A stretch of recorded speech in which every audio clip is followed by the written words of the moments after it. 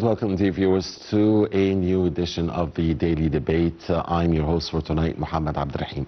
Tonight we'll be talking about the Gaza situation, the Trump tariffs situation, and also the visit by the Sudanese Prime Minister here to Cairo and his reception by His Excellency the President. And we have with us in the studio international relations expert Dr. Milad Momtaz, who will give us his insight on all three topics.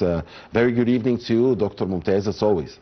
A great pleasure to have you with us. I'll begin here at home as President Abdel Fattah al-Sisi reasserted on Thursday Egypt's supportive stance towards Sudan's unity, peace and sovereignty. The President also affirmed Egypt's keenness on boosting efforts to achieve Sudan's stability and security and end the Sudanese people's sufferings. The assertion came during his meeting with Sudan's Prime Minister Kamal al-Tayyib Idris in the attendance of Premier Mustafa Madbouli and delegations of both countries.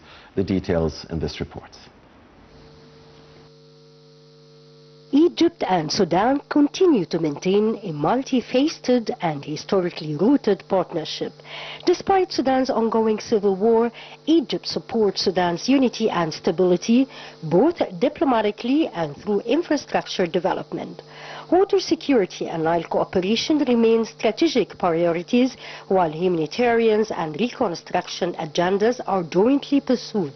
Regional tensions, refugee flows and fragmentation underscore both the urgency and the complexity of the bilateral relationship as of mid-2025. Cairo and Khartoum have intensified high-level talks aimed at reinforcing bilateral ties and managing the regional fallout of Sudan's civil war. In January, Minister of Foreign Affairs, Immigration and Expatriates Badr Abdelati met with Sudanese leaders in Port Sudan and Khartoum, reaffirming Egypt's support for Sudan's sovereignty, stability and African Union reinstatement. He also underscored the welfare of Sudanese residents in Egypt and agreed to reopen the Sudanese consulate in Alexandria. In February, both countries convened political consultations in Cairo. They issued a joint statement to bolster cooperation across multiple domains, pledged to revise agreements or precision, and scheduled specialized joint committees. Egypt reiterated its rejection of any parallel authorities emerging in Sudan, affirming support for the legitimate government and respect for national institutions. Just recently, in August 2025, a high-level meeting between the Egyptian Prime Minister and Sudan's Prime Minister in Cairo produced a joint statement pledging deeper cooperation across politics, economy, infrastructure, health, education and security. Sudan reaffirmed its readiness to align with Egypt's support for post-conflict reconstruction. Egypt remains the largest host of Sudanese refugees. As of 2025, over 1.5 million Sudanese sought refuge in Egypt amid widespread violence. Now, thousands are returning home. More than 190,000 have crossed back into Sudan this year via free train services organized by Egyptian and Sudanese authorities. Egypt's initiative offering free trains for voluntary returns, signaling initial signs of stabilization in Khartoum, albeit amid scarcity of services. Despite these returns, many returnees face immense hardship. Looted homes, limited medical care, power outages and fractured infrastructure. Humanitarian agencies remain stretched.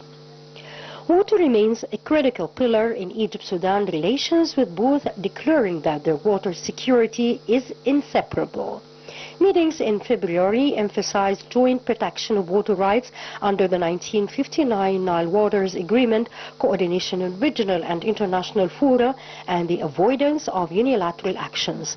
The two countries plan a high-level workshop involving regional and international partners to discuss climate security and the filling of Ethiopian dam.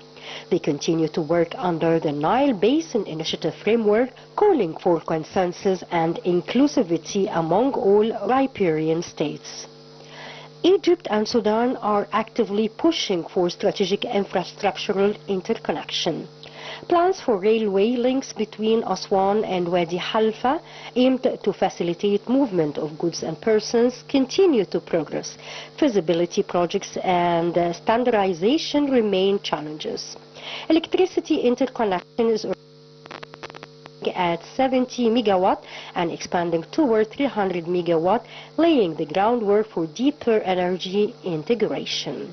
In June 2025, Egypt reaffirmed robust participation in Sudan's reconstruction, forming a joint working team pledging rehabilitation of bridges and energy stations. A joint trade committee and a second Sudanese-Egyptian business forum are scheduled for mid-2025 to expand economic collaboration. Egypt's position in the context of Sudan's civil war remains supportive of the Sudanese armed forces. In April 2023, Egyptian troops were briefly detained in Sudan amid training exercises. They were swiftly released and returned to Egypt, a diplomatic flashpoint that was managed quietly. Egypt has also consistently rejected the legitimacy of parallel authorities declared by the RSF and reaffirmed support only for recognized government bodies.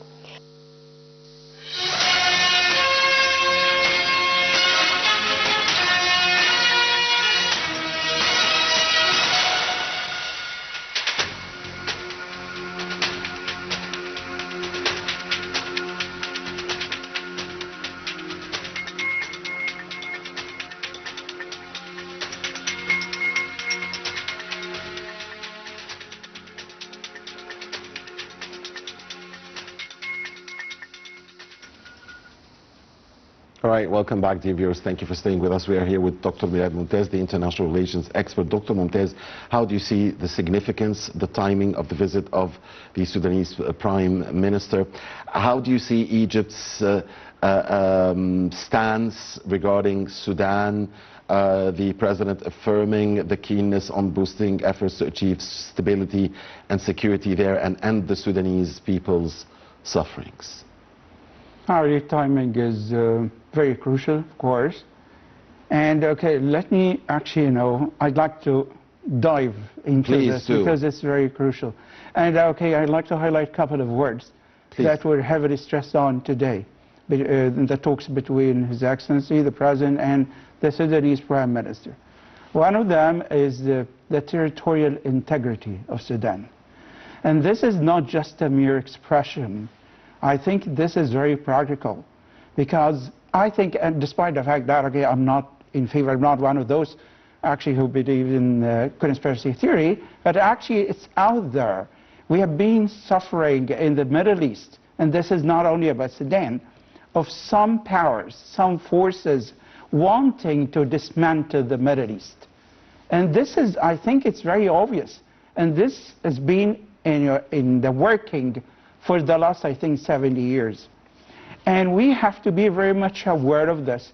And when Egypt keeps on stressing on this, highlighting this, because Egypt is very much aware of how dangerous it is. Sudan needs to keep its own territorial integrity. Any sort or any action that would lead to any form of whatever, any, place or any province that would say, okay, we're kind of independent or whatsoever, of course that is very threatening. And let me put it in a different way.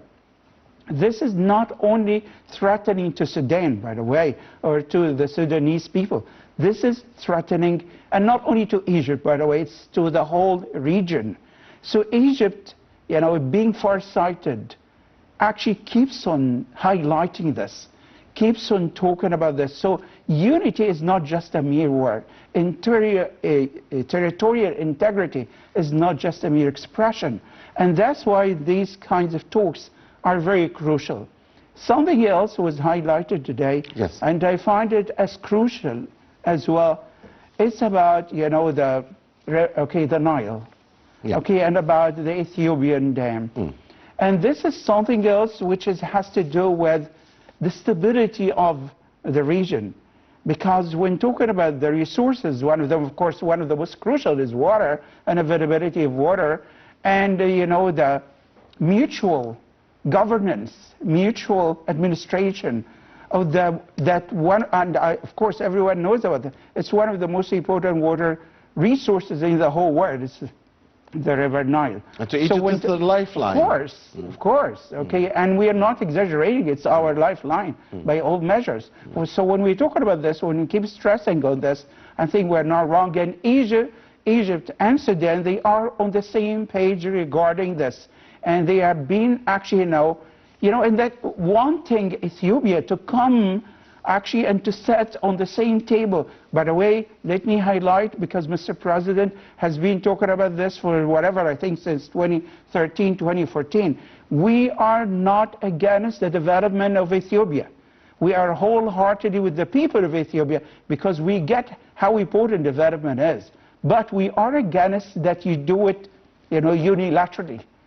Okay, because we have, many countries on the basin of the River Nile itself. So we have to get to a certain unilaterally, and you cannot affect the water portions of Egypt, or the other countries, or Sudan, of course. So I think, the talks today, I think was that it was very crucial regarding this. How to run the River Nile and how to get to talk. And by the way, we're still positive about this. And let me actually, remind everyone, we have been positive since day one, from 2013, 2014 till now regarding this. We haven't taken any, sort of action out of whatever the thingy, wanting to get to some sort of a clash. We are not a confrontational power. We want a peaceful solution to this. Exactly. Every possible peaceful measure to get that thing to be settled as soon as possible. Thank you very much, Dr. Momtaz, for allowing me to say, for your concise and brief but very concise remarks on the first topic here. Now, the second topic, the Trump tariffs, and I know that you've been following this very closely. Now, the evolving trade tensions among the European Union have marked, between the US and the EU, the US and China, the US and the Trump administration and the world, have marked a significant shift in global economic dynamics. So it began as a bilateral trade dispute between the US and China, but has expanded into a broader move. The Trump tariffs are now into effect officially. What's up for the global economy? What's up for the EU, a rift between the US and the EU? How will the US and China relationship develop? Where is Russia from all of this? Okay, let me start. Okay, how are we going to be affected, Egypt and the region? Okay, I would like to start with, the slogan of Mr. Donald Trump, the MAGA, Making America Great Again. And what I'm afraid of is that it's America, not only America first, it's America alone. And this is, economically speaking, is very dangerous, of course. Okay, no one would go against it, that you would try to benefit your country, you try to work on the betterment of your economy, which is, I think no one would disagree over this. However, on the other hand, when you try to cause some endless economic issues and other non-economic issues to the entire world, you are not going in the right direction. That's like self-harming, it's self-infliction. Okay, and to the entire world.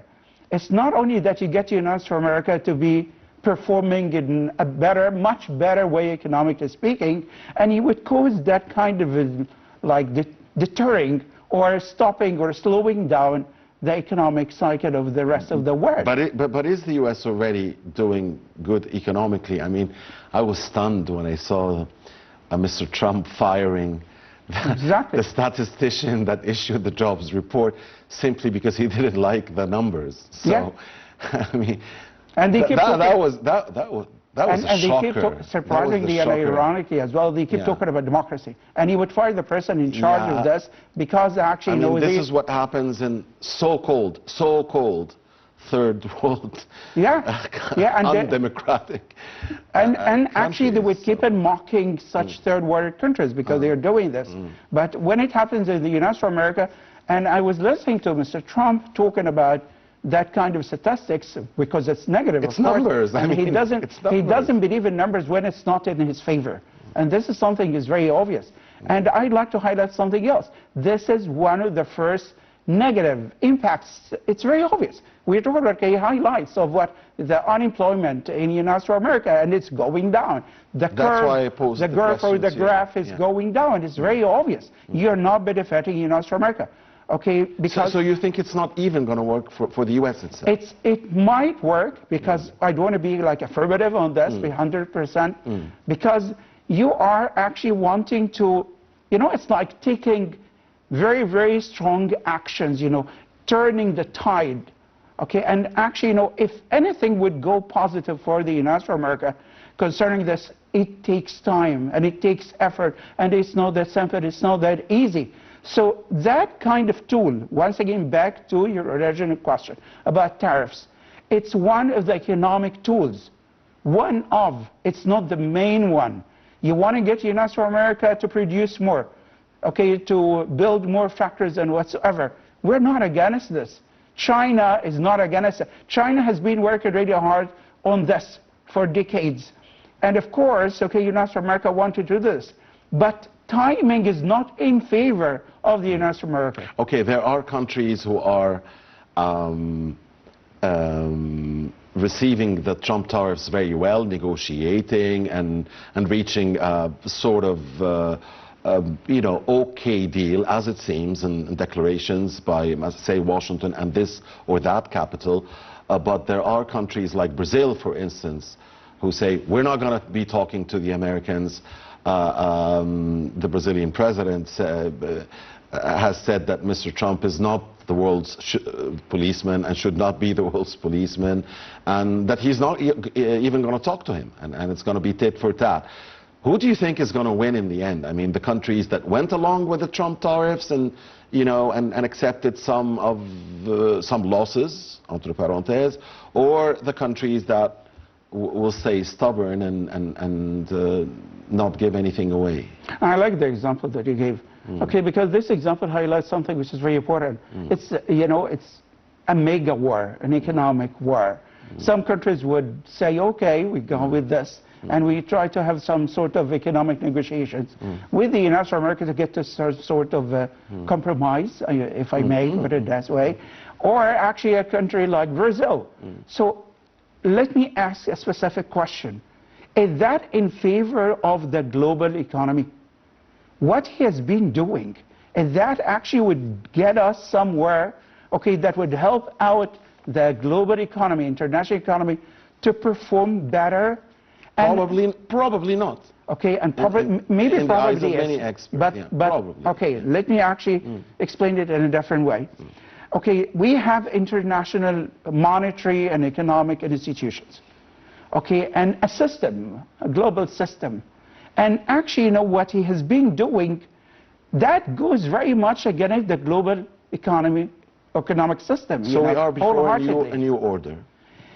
A new global economic order. If we may actually call it an order, because order, that means that, okay, it's thoroughly, so it's chaos. Actually, sort of. So it's chaos then? It's kind of a one-man show economic system. I'm afraid actually to put it this way, because that's what the Brazilian president sees. Exactly, and even in the United States of America, I'm wondering, they have some wonderful brains, some economists, wonderful economists, and when we talk to them about this, we listen to them about this, some of them are totally brainwashed, totally, and I mean it, brainwashed. Even those brilliant minds. Yeah, they believe that, okay, yeah, he's in the right direction because that's in favor of the United States of America. And let me ask those economists, even those wonderful brains, okay, when the United States of America makes it, let's say the United States of America would make it and would get somewhere with such, unusual way of doing business, it's what tariffs. And what about the rest of the world? By the way, if the United States of America makes it and rest of the world fails, it's still not in favor of the United States of America. We need to work together. The best economic way is to work together, not to work alone, and to get everyone else to fail. Allow me to say, beautifully said, sir. One final question: how are we going to be affected here in Egypt and the region? Because we want to move on to the third and very important topic, the Gaza and Palestine topic. It might work positively, surprisingly speaking, because some countries like China wanting now to build more factories in our country. You know, some European countries, they found it because of the labor, okay, it's kind of cheap labor in Egypt, comparatively speaking. So that's why they believe it's yes, we may actually, you know, like building more or stronger economic bridges with Egypt. So I think in my mind, we should take it positively, and we should be prepared for that kind of moment. Absolutely.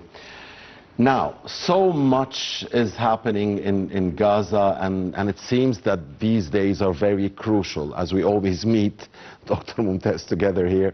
I remember so many events in the past few weeks and few months when we said that these days and weeks ahead are very crucial. It seems to be the case in the Gaza situation. There is so much to talk about.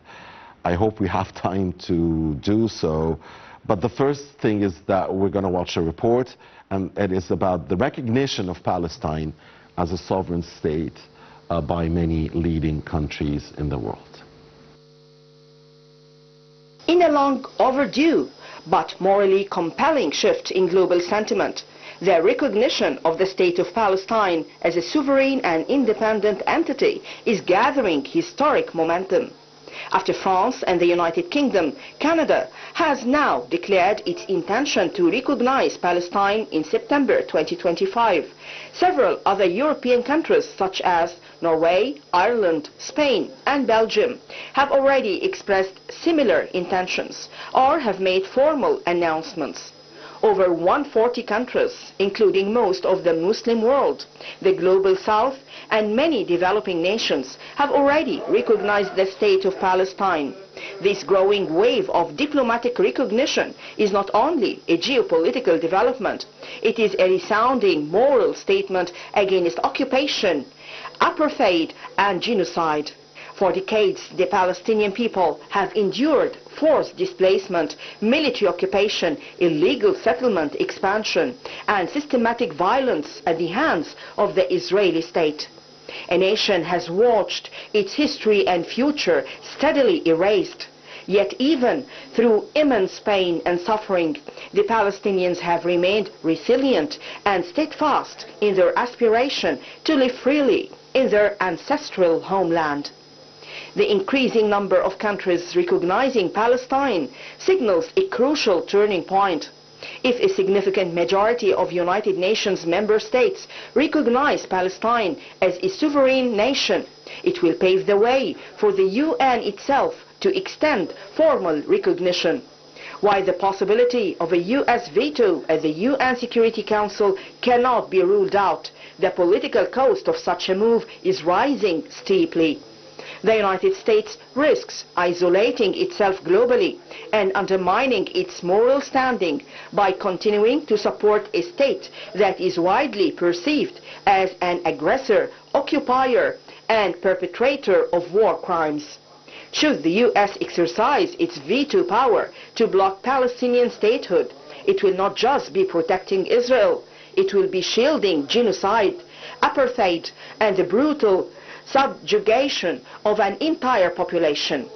Such a decision will reflect more on America's declining moral authority than on the legitimacy of Palestinian aspirations. It is time the US chooses justice over complicity and peace over power gains.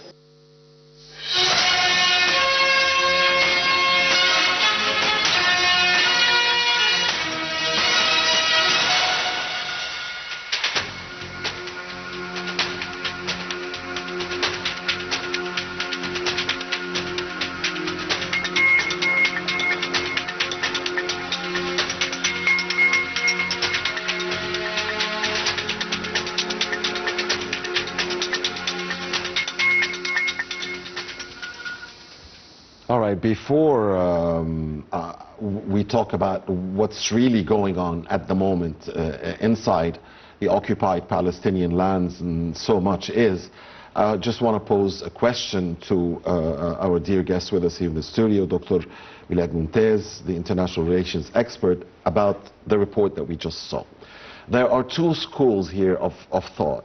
One that believes that this is a huge win for the just Palestinian cause, and a result of the occupation, the resistance heroics, and that Israel is now paying the price of its barbaric, inhumane aggression, the killing, the starvation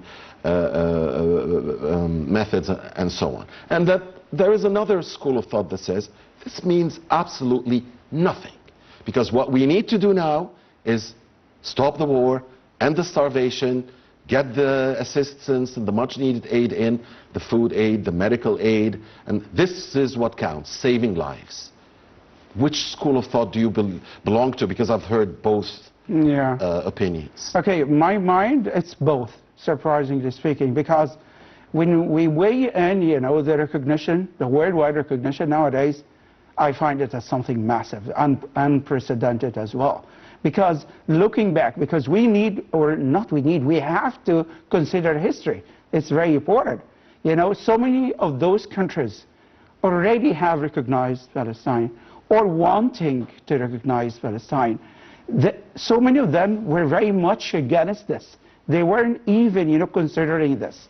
You know, if you look back, like even, I think I wouldn't exaggerate, maybe like a couple of years ago, let's say 5 to 10 years back. Okay, some of those countries, even for example, one of them is France, by the way. France, before the war and even the first couple of months of the war, wholeheartedly defending Israel. And there are shifts in the U.S. Congress now. Yeah, but I'm talking about a state, as a state. France is different nowadays. Okay, other countries are different. Surprisingly, Britain is changing. And actually, maybe some people, they don't get this. History actually is very different. Balfour. These, exactly. You know, especially these two countries, France and Britain. Germany, to a certain extent, is different. It's a different case. But maybe we get to talk, if we have time, we may talk about Germany. We don't. But I really like your answer. So it's both. It's both. Yeah. Yeah. And at the same time, I mean, what are you talking about? I mean, we just have to end the war. But in the end, things will be solved on the table, not on the ground. I mean, eventually there has to be some sort of political settlement. I mean, that's the end road. That's the day after. But nothing is going to be settled on the ground.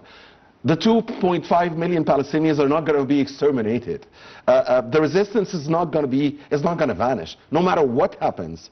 Because as long as there is occupation, there is resistance. And you will not be able to kill the 2+ million people, definitely, or forcibly put them out. You know, you have a country like Egypt, you have that says this is a red line, you cannot do this. You have and other Arab countries as well.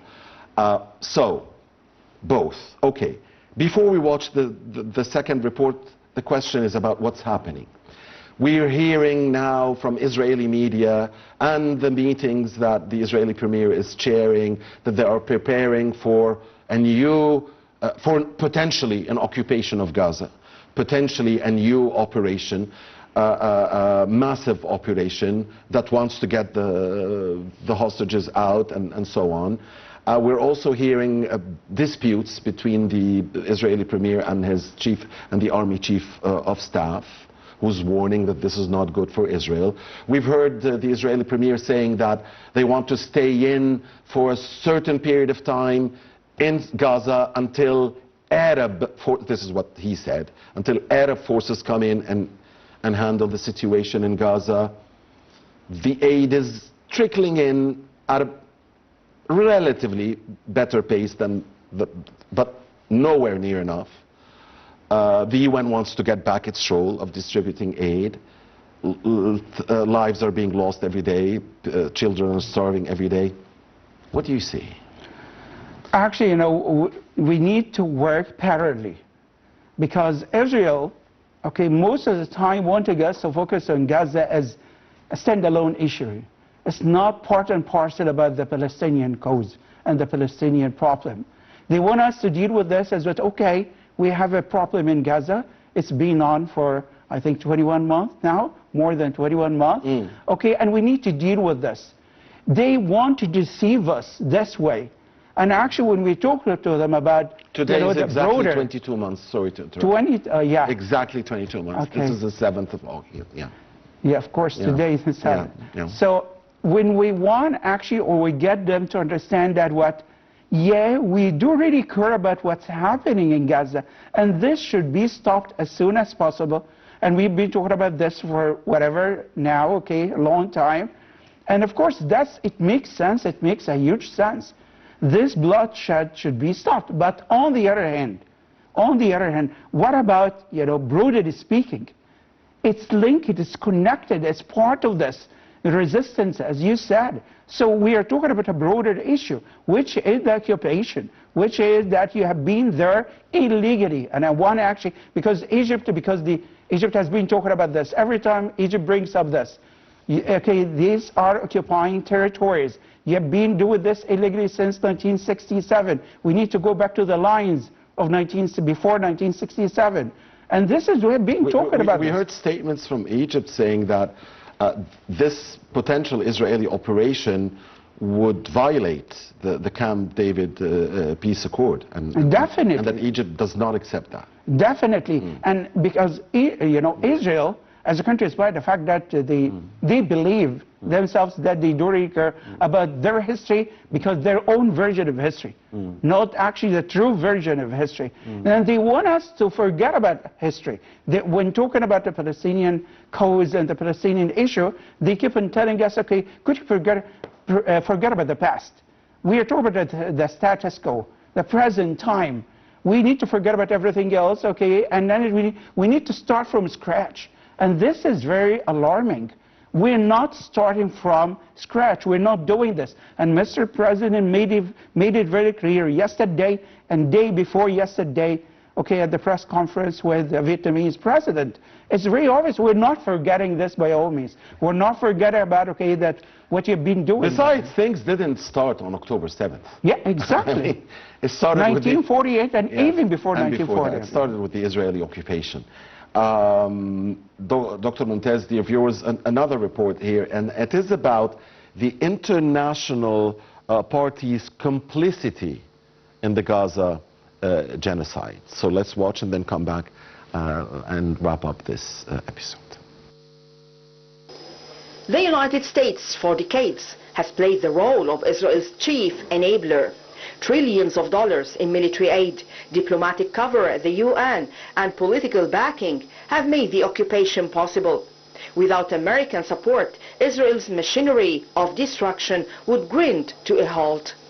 American claims to support a rules-based international order ring hollow when it actively sabotages those rules for its own interests. It is time for the U.S. to stop talking about peace and start acting for it. If it cannot support justice, it should at least stop obstructing it. The Palestinian people, despite decades of suffering, remain unbroken. Their cause is not rooted in hate, but in hope for the right to return to their homes, to raise their children in safety, and to live with dignity in a land that has been theirs for generations. They are teachers, doctors, farmers, poets, and parents, like any other people, deserving of peace and freedom. The Palestinian cause is not just a political issue, it is a human one.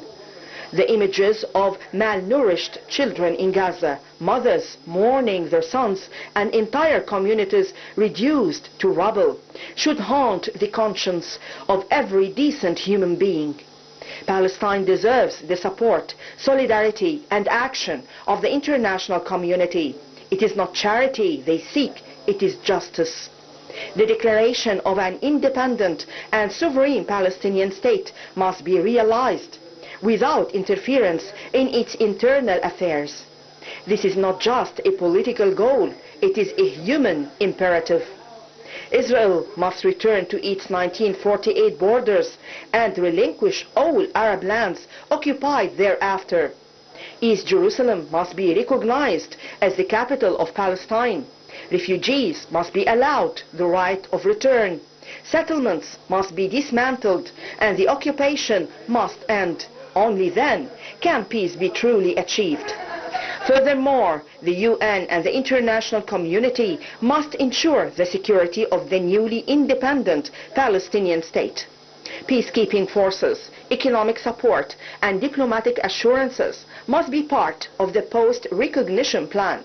Without such guarantees, the danger of renewed Israeli aggression will always loom.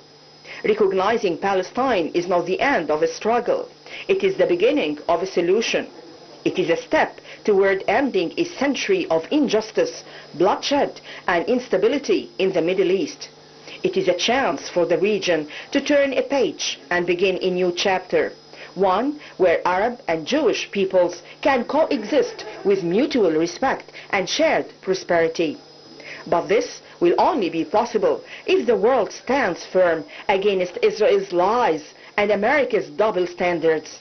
It will require courage, conviction and compassion. We only have a minute left. Dr. Momtaz, we are hearing contradictory signals from Mr. Trump.